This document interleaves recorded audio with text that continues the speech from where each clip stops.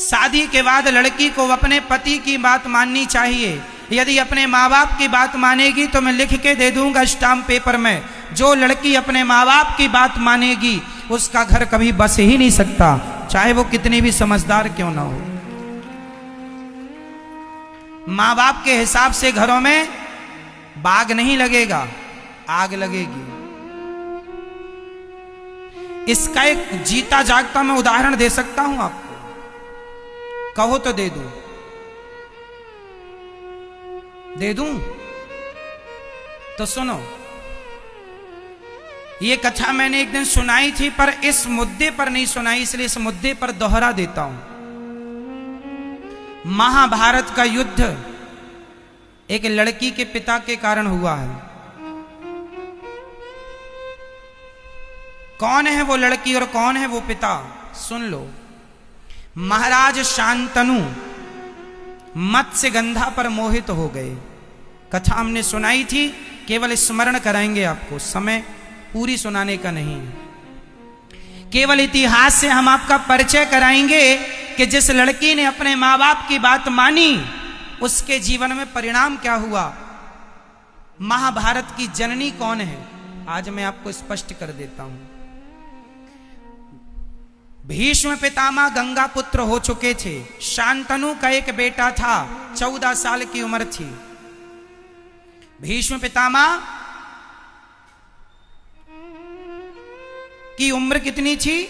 14 साल का छोरा था भीष्म पितामह की उम्र। ये गंगा पुत्र थे। शांतनु गंगा जा चुकी थी, अपनी पत्नी के वियोग में ये तड़पते थे। एक दिन एक महिला इन्हें मिल गई, बड़ी सुंदर थी, उनसे विवाह करने का मन हुआ।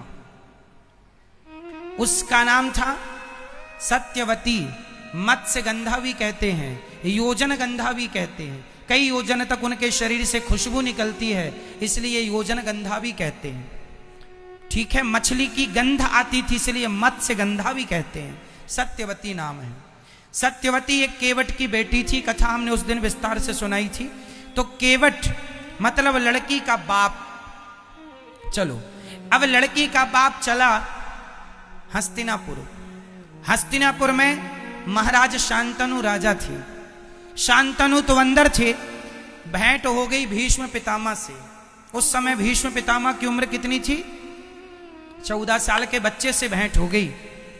तो जो लड़की का पिता मतलब मत्स्यगंधा का, सत्यवती के पिता जो केवट थे, उन्होंने कहा, एक लड़की के बाप की दास्ता कह रहा हूं। उस व्यक्ति ने कहा, लड़की के पिता ने कहा कि कहो कुमार, राजकुमार, तुम्हारे पिता का दिल मेरी बेटी में आया है, शादी करना चाहते हैं। तो राजकुमार ने कहा, भीष्म पितामह ने कहा, जब मेरे पिता का निर्णय है और आपका निर्णय है तो आप देख लो। तो लड़की के पिता ने कहा कि मैं शादी तो कर दूंगा पर मेरी बेटी तो इस घर में नौकरानी बन के रहेगी।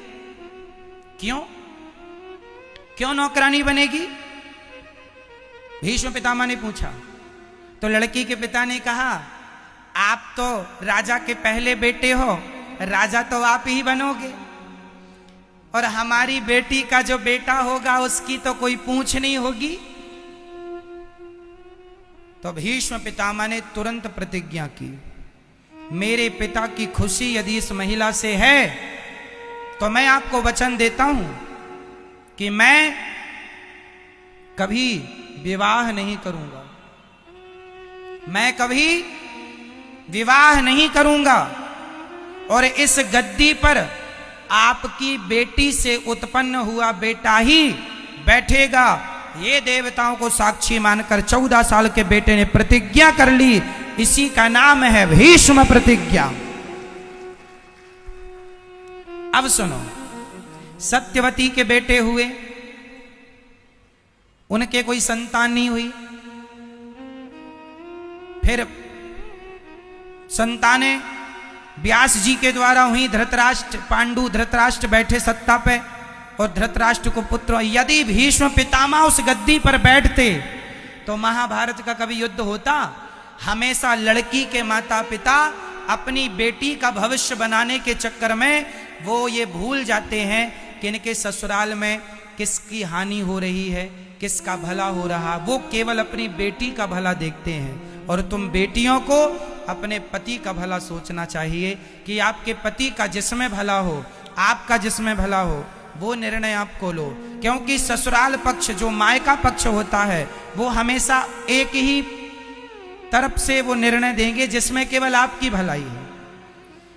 यदि उस लड़की के पिता ने ये देखा होता कि राज्य की भलाई किसमें है तो वो ये कभी संकल्प ना दिलाते, पर भीष्म पितामह राजा बनते, और भीष्म पितामह राजा बनते तो महाभारत जैसी स्थिति कभी उत्पन्न ना होती।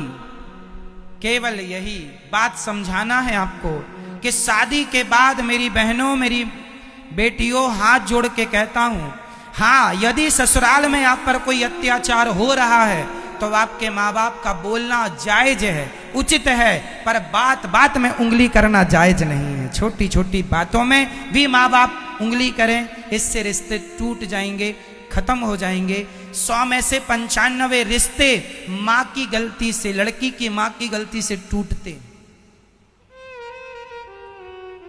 इसलिए अपने पति, यदि तुम्हारा पति गलत रास्ते पर है, चलो एक और उदाहरण देता हूं। यदि आपका पति किसी और महिला के चक्कर में पड़ गया तो आप क्या करेंगे? भगवान करे कि आपके साथ ऐसा कभी ना हो, पर यदि हुआ तो आप क्या करेंगे? यदि आपको पता चल गया कि मेरा पति तो किसी दूसरी महिला के चक्कर में है, उससे बात करता है, उसके संग उठता बैठता है, जब आपको पता चलेगा आप क्या करती हैं? आप सबसे बड़ी गलती करती हैं।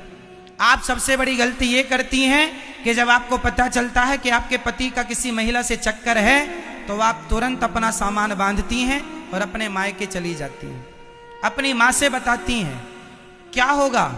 माँ समस्या का समाधान नहीं कर सकती। तुम्हारा पति है, रास्ता भटक गया है तो तुम पत्नी का, तुम्हारा धर्म है कि उसे सही रास्ते पर लाना है। तुम चली जाओगी तो वो तो और आजाद हो जाएगा।